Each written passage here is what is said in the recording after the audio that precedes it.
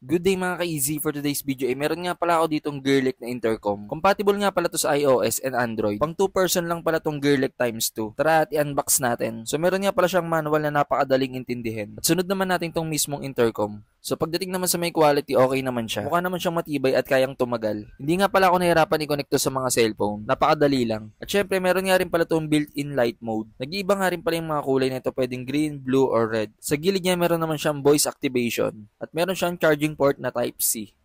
Meron nga pala siyang kasamang intercom na helmet hook. Naka-quick release naman siya at madaling matanggal. At syempre meron nga rin pala siyang kasamang speaker, Type-C charger, and microphone. Meron nga pala tong support music sharing. Pwede kayong mag-sound habang nag-uusap. 100 meters nga pala yung range nitong intercom na to. Pagdating naman sa may music and audio, clear naman siya at malakas.